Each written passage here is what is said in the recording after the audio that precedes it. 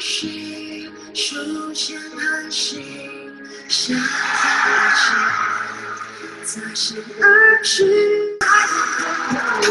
就到了，没有回忆怎么祭奠呢？哇哦，这对组合呢实力是非常非常的强。我自己呢特别喜欢这个主唱，这个主音，就刚才霆锋老师也说了，就觉得他的声音很直，然后很有力量。就是我觉得目前来说，就出现的这些学员当中，包括跟前面那一个女孩子啊，那个第一个学员来比的话，这个学员的声音呢，在她高扩的这个头腔位置上之后，她还有下面就是到嘴巴，还有到胸腔的这个胸腔的声音也比较厚一点，就比较扎实一点，所以她第一个的声音是有力量，但是在力量的当中呢，会有一个飘的感觉。但是这个学员呢，他的声音就真的很扎实，可以说他的这个声音的天赋的条件实力也非常的强。记得以前我们小时候喜欢的一位歌手叫苏芮，他的声音就是非常非常的有力量，而且是非常的扎实。所以刚才的这位选手唱歌的时候，就让我想到了他，就是他的那种声音的那种辨识度很强，而且这个歌手的塑造的空间非常大，可以唱很多的大歌、摇滚、通俗歌曲，就是普通意义上的流行歌曲，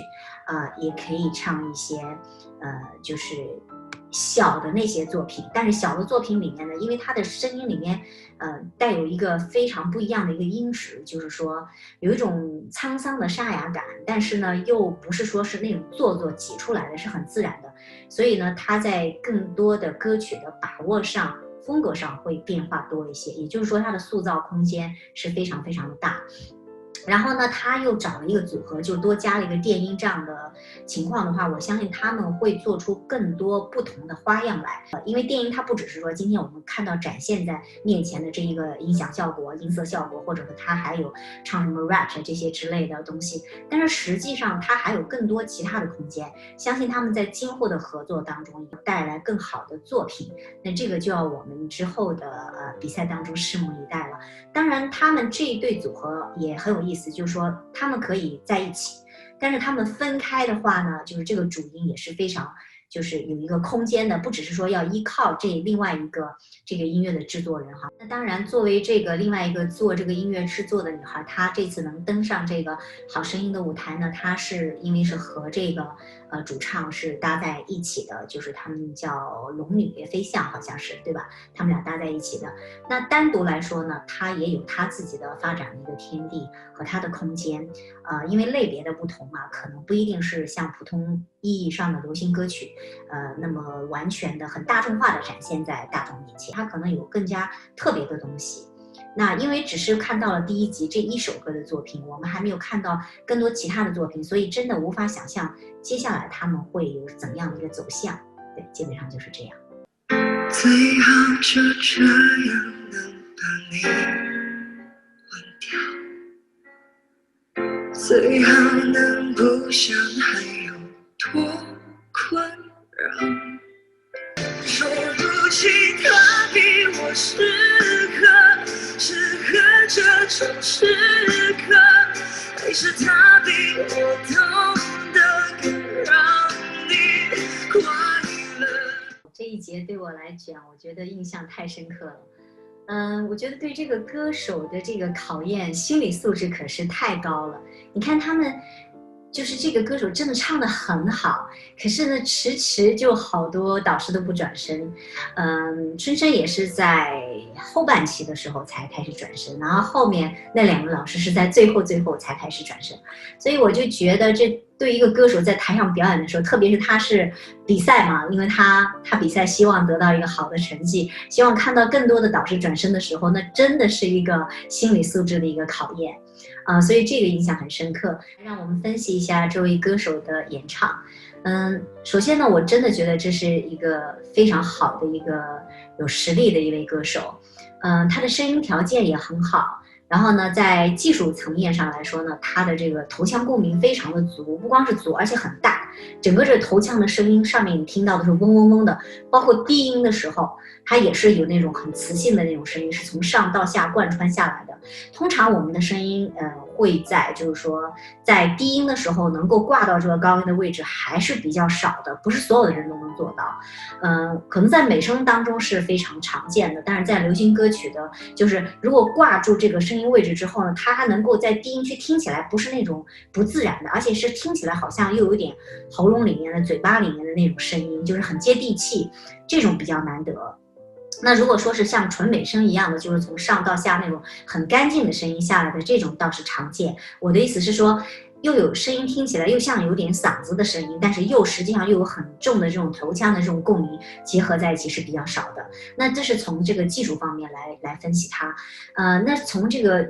我刚才也讲了，就是歌手的这个表达作品，他表达作品的这种情感的能力相当强，他可以说强到处理到这首歌的每一个字上都很细腻，每一个字都很有讲究的出来。比如说我们里面听到一些转音、一些哑音，或者一些怎么样控制的那种感觉吧，所有的那种情绪的那种拿捏是非常非常到位的。那么在这一点呢，我记得有些学生刚开始来跟我学的时候，总喜欢就是说问，就说哎，这个哑音怎么唱啊？那个音怎么唱？那个音怎么唱？当然，对于完全这方面没有一点就是常识和没有这种乐感的人，你可以教他说，哦，这个哑音怎么发呀？这个哭腔是怎么出来的呀？但是其实对于一个非常具有一个良好歌手素质的人，这些根本不需要去训练的。也就是他到那个时候，他的这个情感一到那儿的时候，他自动就知道这个地方有那种很沙哑的声音，或者那个地方要加点哭腔等等。它是一种这种声音不是为了做出来而做出来，而是那种情感流露到那个地方，而是情感流露到那个地方之后呢，它的一种很自然的一种声音的一种宣泄的一种表达。所以它是这样，它不是说学一个东西能学来的，你即便是学来了，那也是很怎么说呢，很生硬的。所以我想表达的意思就是说，它很自然，知道这个时候他该怎么样去演绎这首歌，强弱每一个声音的那一个字的强弱度，那一个字的控制和情感，要给我们就让我们听到这个字这个音的时候，给听众的听觉上能造成一个什么样的听觉效果。一个什么样的一个情感的一个化学反应，所以它都是有一个非常讲究的。所以我觉得这个歌手唱歌实力非常强，而且呢，他的这个外形也非常的好，就说整个的这个条件做歌手做演员的这个条件都非常好。有一轮酒过又散去，有一群少年望着星星。你拼过了命啊，做个优秀的人，多回一次家都不肯。哇，这段是太精彩了！然后这位歌手呢，也给我们很多的惊喜。他是中国好声音的历史舞台上的第一个原创歌手，有2位导师为他转身，真的是非常的不容易。那我在看这段视频的时候，我觉得这个孩子呢是一个非常有想法的孩子。他在中央音乐学院毕业以后呢，又去国外又考到国外去深造，然后他选的每一步都想就是不断的在提高自己。比如说刚开始他是选择只是学声乐，对吧？然后之后他去选择其他的，都是跟音乐有关系的，但是他一步一步往这个音乐歌手，然后制作人，然后不光是制作人之后还有其他的方面，他所选的每一步专业，我看到他这个视频里讲的都是不断的在给自己提升更大的空间，让自己的实力更加的越来越强。这就让我想到了小时候呢，我们那个时候只是偏科嘛，就是觉得学声乐就是学声乐，然后没有再多去学一些其他的乐器呀，或者说多想一想我应该踏实一下作曲啊，多把这些和声研究研究呀。那时候就觉得反正有好听的歌唱就好了，然后别人帮我写歌就可以了，完全是没有一个打算，没有一个想法，没有一个就是说是让自己更进一步提升自己的一个空间。这个是我对自己的过去走过的路的一个检讨，只是觉得当时就只是想到唱歌，没有想到其他。那等到现在呢，我开始做原创歌曲，要自己写歌的时候，我就发现真的用一些东西的时候，你发现你自己的才学真的是太浅薄了，你有太多的东西需要学，你太多的东西不懂不知道。所以你看我到现在呢，可能看到后面这个吉他，我又开始在请老师学习吉他。因为我很小的时候就喜欢吉他，但是因为怕手痛嘛，就没有坚持下来。现在又重新捡起来开始学，学习一些和声啊、走向啊这些方面，希望对自己的作曲呢有所帮助。这样的话呢，不至于在跟作曲老师沟通的时候，每次我写出来的一个旋律，自以为自己觉得很好听，但是在配和声的时候和一些和声走向的时候，那个老师就会觉得说啊，这个好像是有点勉强。这个可能跟外行的人说起来，大家也听不明白，大家只是觉得说啊，一个单的旋律好听就行了，怎么还会考虑那么多？实际上，在这个音乐方面的学科当中，它是一个很复杂的、很专业的一个体系，并不是我们想象的说，我只要可以随便哼出来一个旋律，我就是作曲了。其实根本就不是这样的，和我们想象的真的是差得很远。当然，你从表面上可以说啊，那我就是有这个才能，我可能对音乐很有感觉，我可以随便哼出来一个很漂亮的、很好听的旋律。但是那不代表你在音乐方面的整个的综合的这个造诣、制作啊这方面的才能是非常的全面，所以它。要不然的话，你想音乐学每几年要学什么专科呀，然后又是硕士又是博士，为什么要设置这么多年的学习？他们都在学什么呢？所以它是一个全方位的提高，是整个不是3天2天就能够学完的东西。所以我觉得这个孩子很有想法。再一个，在节目当中也看到他的家长，我觉得对他的影响很大，就是说他可以不买房不买车，但是呢要给孩子经常带着他去外面哈，就是见识很多很多的外面的世界，包括他自己现在也只要在经济能力允许的情况下去旅游看世界，然后他会有不同的感受。那这样的话呢，有了感受，他就会有内心的一种感动和触觉，特别是对这种做音乐的人来说，他就有那种灵感和敏锐度去观察这个世界，然后将自己的观察用音乐的语言去表达出来。所以我觉得这个孩子的作品当中呢，他的作词也写得非常的好。就刚才那个李荣浩老师说，就你那一句歌词，就已经击倒很多人。所以因为有时候往往一首歌抓人，可能就那一句就一下刺痛人的心，一下刺准人的心脏，就真的是这种感受。然后呢，这个地方的看点还有一个就是2位导师对选手不同的要求。比如说李荣浩老师说，如果你到我的战队来，我是不愿意改变你任何东西，就让他自由的发挥。他很能相信这个人他有自己的空间。那这样那这个部分就让我想到了我的教课。那最早期呢教课的时候，我也喜欢给学生做一些示范。到后来的时候，我对一些特别有天赋、唱歌特别有感觉的歌手，我是最不愿意做示范的，我都是让他们自己去唱。那唱完了以后呢，在我听到的时候，可能有一些在他的这个感觉 feeling 当中有可进步的空间，而不是说我做一个东西，哎，我是这样理解的，然后你照模画虎去来跟我一起就这样做。因为呢，这种方式是对那些没有乐感的，确实一点感觉都没有的人，真的不知道怎么去处理歌的人的一个办法，教他们。可是呢，对于一个乐感很好的，他有自己对自己就是这个整个的这个生活当中的世界观的观察，还有对周遭事物的一种表达，他有他自己内心深处的想表达的东西。而作为老师，无论你再比他强，可是你有你自己的主观对这个世界的看法，用音乐的表达。有时候往往我们可能会听到选手说啊，这个选手为什么在这一句他要唱转音，而那个选手唱直音。表面上你可以以技术来划分说，哦，他唱直音，他唱转音，但是在这个转音和直音的背后，有歌手对自己对世界的看法，对整个音乐的理解。他觉得我这个地方就是要转音，而那个人对这个世界对音乐的理解的语言的表达，他就是要唱直音，他觉得这才是最美的。所以说，如果说作为一个老师，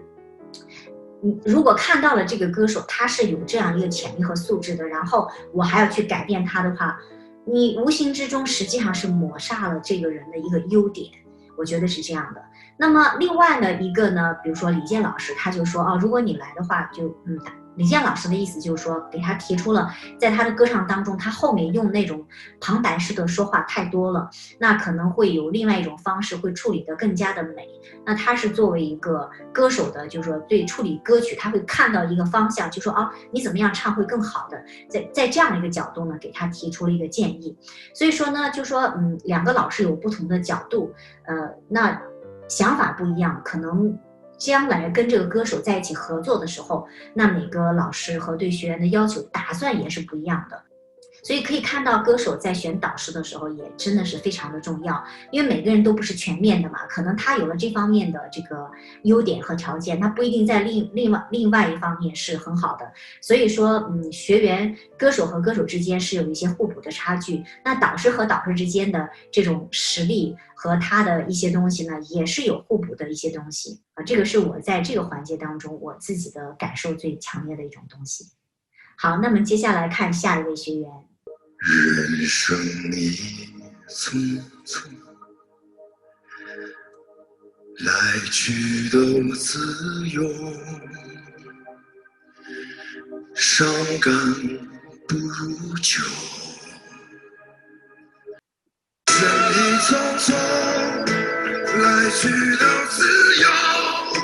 伤感不如酒，愿君共上头。人生太匆匆，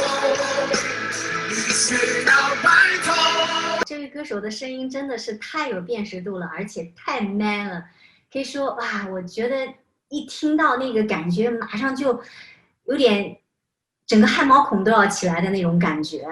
而且他的声音呢非常的放松，就是虽然李健老师说他的这个低音刚开始就很吸引他，然后后面又很就是像草原的感觉，但是我听到他的这种感觉不是那种很拥挤，而且是很辽阔的、很空的那种感觉，非常非常的好，在声音里面好像就是很自然的，他的声音里面就有故事，给我的这种感受性特强。而且他最后讲了一句话，就是说一首歌不能定义一个人，我觉得他应该也是一个蛮有自信的人。我觉得接下来呢，可能他会在今后的比赛当中有更多的可能性。那最后我看到两位导师在争抢他的时候呢，我觉得谢霆锋老师特别会讲话，因为像这种，我觉得这种他的可能唱歌的可能摇滚的歌曲唱的也比较多，像这种人通常来说都特别爱自由，爱一种非常奔放直率的一种感觉。然后谢霆锋老师就说啊，我是非常希望能支持这样子的地下的这种乐队。然后呢，他又说不愿意23岁就干23岁的事儿，不要去改变它。这给一个歌手来说就是特别，因为做歌手这个行业这个职业，可以说，在某些时候呢是要去谦虚的去听别人的建议呀，还是要好好的学习。但是在很多时候呢，确实一定要有一些自我，因为这种自我可能在某些时候它是不好的，需要我们改进，需要我们谦虚，需要我们谦逊。但是在很多时候呢，确实需要很自我，很坚持。那我觉得他可能是属于那种真的是比较有想法、比较自我的人，所以他更希望他的导师能给他更多的空间，自由的发挥。那时间过得真快，这一集的这个所有的选手的分析和想法呢，我已经就是跟大家分享完了。可能有时候想说的话太多，也不一定很全面，只是说我把我最想说的话排在最前面，因为我们的节目时间有限嘛。而且这次的中国好声音给我印象最深刻的就是，我觉得这几位老师真的很有趣，就是在他们这个争抢的过程当中，给我们带来了很多的欢乐。还有就是说，让我们通过他们的这种讲话，